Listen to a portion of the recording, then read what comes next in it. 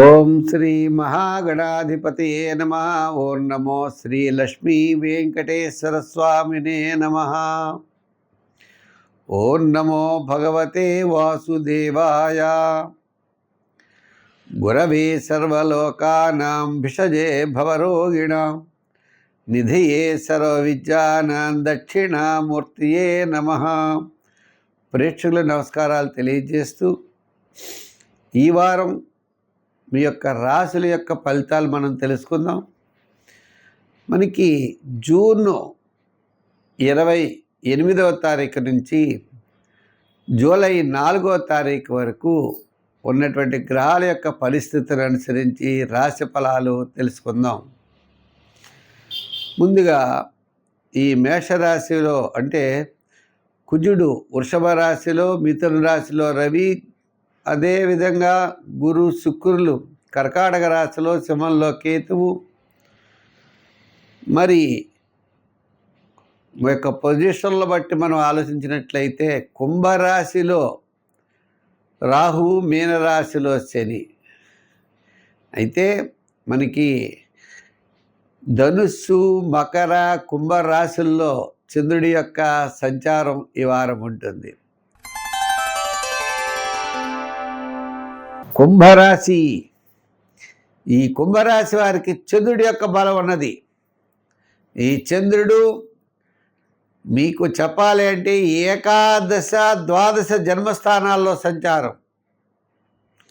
వార ప్రారంభం ప్రోత్సాహకరంగా ఉంటుంది. వారం మధ్యలో అకాల భోజనము, శ్రమ ఉన్న కాస్త మెరుగైన ఫలితాలు ఉంటాయి. వారాంతం నూతనమైనటువంటి ప్రయత్నాలు ప్రోత్సాహాన్ని ఇస్తాయి. కుంభరాశి వారికి గ్రహముల యొక్క బలాలు చూస్తే అంటే కాస్త విందులు వినోదాల్లో పాల్గొనేటువంటి అవకాశం, వేళకు భోజనం చేయడం, వేళ కార్యక్రమాలు, మనుషులతో మాట్లాడడం ఇంతవరకునే జరుగుతూ ఉంటాయి. దీర్ఘకాలిక ప్రయోజనాన్ని ఇచ్చే వివాహము, ఉద్యోగము, వ్యాపారము, డెవలప్మెంట్స్ కాస్త ఆగుతాయి. ఏ పనైనా చేయాలంటే చూద్దాం, కంగారు పడుకున్న రీతిలో ఉంటాయి. చేత ప్రతి పనిని శ్రద్ధగా చేయండి, ఆలోచనగా చేయండి, ధైర్యంగా చేయండి. తద్వారా విజయం సాధించే పరిస్థితులు ఉంటాయి. అంతేగాని ప్రతి విషయంలో భయపడడం, ఎక్కువ ఆలోచించడం, ఇలా చేస్తే ఏమైపోతుందో, అలా చేస్తే ఏమైపోతుందో అని భయపడడం, ఇవేవి సరైనటువంటి నిర్ణయాలు అయితే కాదు. దైవ బలంతో, గ్రహ బలంతో ముందుకు వెళ్ళాలి. గ్రహ బలం అనుకూలంగా లేనప్పుడు దైవ బలంతో ముందుకు వెళ్ళండి, తప్పనిసరిగా విజయం సాధిస్తారు.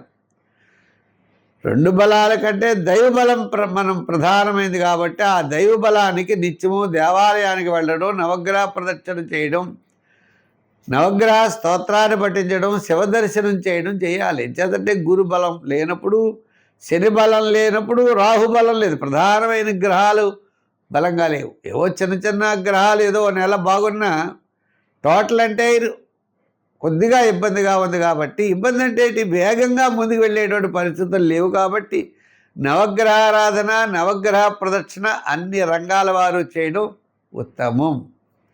శనికి తైలాభిషేకం చేయండి, అలాగే జమ్మి చెట్టు చుట్టూ తిరగండి. ఓం శం శనై చరాయ నమః అనే శని మంత్రం పఠించండి, మంచి ఫలితాలు ఉంటాయి.